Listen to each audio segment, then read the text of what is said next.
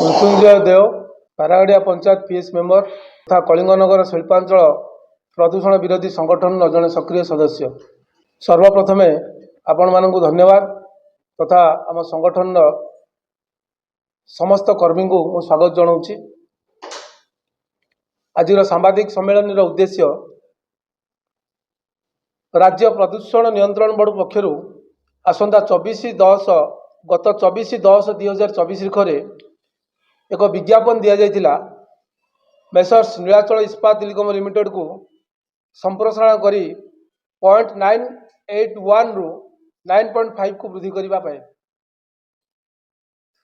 करने एवं यार जनशुणाणी 29/11/2024 होगा जोटा को आम संगठन तरफ घोर विरोध करा जाइथिला। मु आपन को कहीदेवा चाहे ये नीलाचल इस्पात निगम चतुर्पार्श्व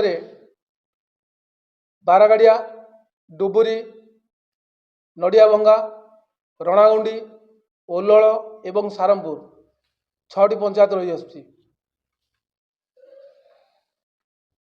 मेसर्स नीलाचल निगम जितेबाला तैयारी होइतिला किसी गुड़िया शर्त रखी आम मान पाखरे जे प्लांट चतुर्पार्श्व को एक ग्रीन कॉरिडोर कराहब, हो जाइथिबा जंगल को पुनरुद्धार करा जिवो, लोक मानकर स्वास्थ्यगत समस्या पई एक सुपर सिटी हॉस्पिटल तैयारी करा जिवो, जोटा कि कागज कलम भीतर रही गला एवं ता सहित कहला विस्थापित मान स्थायी नियुक्ति दिया पाई, जोटा कि कागज कलम भीतर रही गला। से जिनसटी को विरोध करी आसंता 29/11/24 होगा जनशुणाणी को विरोध करी आम संगठन पक्षर एक दाबीपत्र आम मान्यवर जिलापाल महोदय को देइथिलु, भेटिथिलु। गत सोमवार सुकिंदा ब्लॉक रे जो जनशुणाणी होउतिला सेठी आम मान्यवर जिलापाल महोदय को भेटी आमर दाबीपत्र जणाइथिलु और जिलापाल महोदय आमको आश्वासन देइथिले जे यार पुंखानुपुंखांक तर्जमा करी से आमको न्याय देवे। 2 दिन पर आम ऑफिस रू लेटर पाइलु, जोटा कि आपण मान द्वारा आम स्वागत जनाऊँ। मुख्य जिनिस आमर ये 3-4टी दाबी आम रखिलु।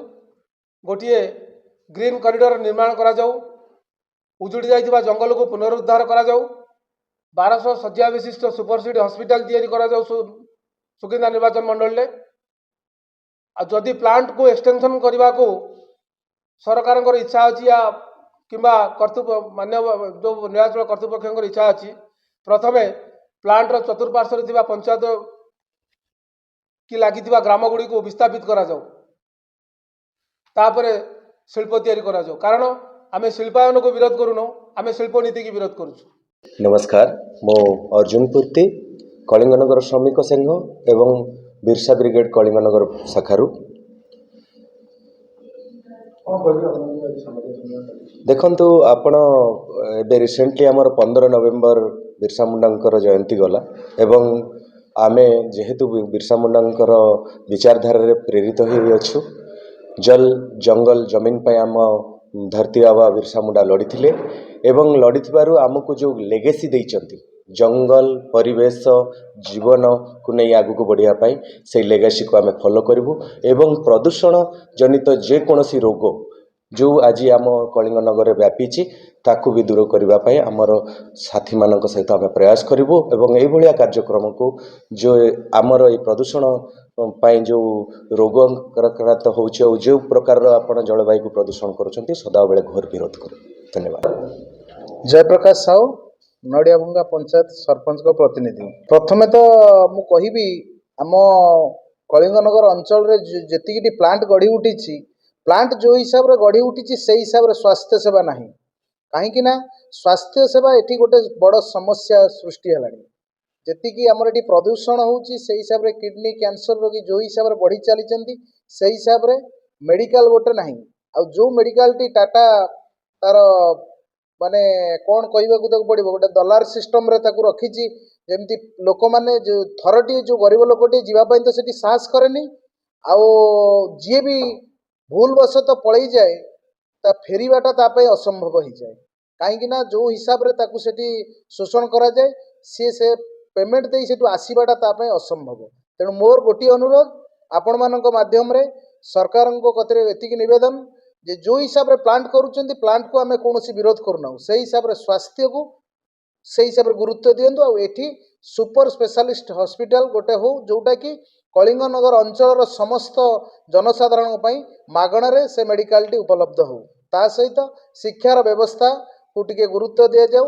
ଗୋଟିଏ ଆଦର୍ଶ ସ୍କୁଲ କଳିଙ୍ଗନଗର ଅଞ୍ଚଳରେ ହଉ ଯେଉଁଠିକି ଆମରି ଅଞ୍ଚଳର ପିଲାମାନେ ସେଠି ପାଠ ଭଲସେ ପଢ଼ିପାରିବେ। ମୁଁ ଶରତ ସାହୁ, ସାରପୁର ଗ୍ରାମ ପଞ୍ଚାୟତ ପୂର୍ବତନ ସରପଞ୍ଚ। କ'ଣ କହିବେ ଆଜି ସାମ୍ବାଦିକ ସମ୍ମିଳନୀ କରିଛନ୍ତି? ଆମର ନୀଳାଞ୍ଚଳ ଯେଉଁ ସମ୍ପ୍ରସାରଣ କରିବାକୁ ଚାହୁଁଥିଲେ ତାର ଜନଶୁଣାଣି ଥିଲା 29/11 ତାକୁ ଆମେ କଲେକ୍ଟରଙ୍କ ମାଧ୍ୟମରେ ଜଣାଉଥିଲୁ ଯେ ଆମ ନୀଳାଞ୍ଚଳ ପାରିପାର୍ଶ୍ୱରେ ଯେଉଁ 5-6ଟି ପଞ୍ଚାୟତ ଅଛି ଏ ପଞ୍ଚାୟତ ଗୁଡ଼ିକ ପ୍ରଦୂଷଣରେ ବହୁତ କ୍ୟାନ୍ସର କିଡ଼ନୀ ପେସେଣ୍ଟ ବହୁତ ଅଛନ୍ତି। ଆ ସହିତ ଆମ ସାରମପୁର ଗ୍ରାମ ପଞ୍ଚାୟତର ସାରମପୁର ଗ୍ରାମ ଯାହାକି ନୀଳାଞ୍ଚଳ ସ୍ଥାପିତ କରାଯାଇଛି 2500 ଏକର ଜାଗାରେ ସାରମପୁର ଗ୍ରାମ ପଞ୍ଚାୟତର ସାରମପୁର ଗାଁର 1250 ଏକର ସାରମପୁର ମୌଜା, କିନ୍ତୁ ସାରମପୁର ଗ୍ରାମକୁ 100 ଏକର ବିଶିଷ୍ଟ ଜାଗା ଛାଡ଼ି ଦେଇଛନ୍ତି। ତା ମଧ୍ୟରେ 600-700 ପରିବାର ଆମେ ହନ୍ତସନ୍ତ ହେଉଛୁ। ପୂର୍ବ ଦିଗରେ ଟ୍ରେନ୍ ଲାଇନ୍, ନୀଳାଞ୍ଚଳ ପଶ୍ଚିମ ଦିଗରେ, ଦକ୍ଷିଣ ଦିଗରେ BRPL ନ୍ୟାସନାଲ ହାଇୱେ, ପ୍ରଦୂଷଣରେ ବହୁତ ଘାଟି ହେଉଛୁ ଆମେ। ତାହାକୁ ଆଗାମୀ ଦିନରେ ସାରମପୁର ଗ୍ରାମକୁ ଯଦି ବିସ୍ଥାପନ ନ କରାଯାଏ ନୀଳାଞ୍ଚଳ ତରଫରୁ ଆମେ ଆଗାମୀ ଦିନରେ ଘୋର ବିରୋଧ କରିବୁ। ତା ସହିତ ଶିଳ୍ପ ଯେତେବେଳେ ସ୍ଥାପନ କରିବାକୁ ଚାହୁଁଛନ୍ତି ଜଙ୍ଗଲ କିସମ ବଦଳାଇ ଦେଉଛନ୍ତି ଶିଳ୍ପ ପାଇଁ, କିନ୍ତୁ ସାଧାରଣ ଲୋକଙ୍କ ପାଇଁ କିସମ ବଦଳାଇ ପାରୁନାହାନ୍ତି।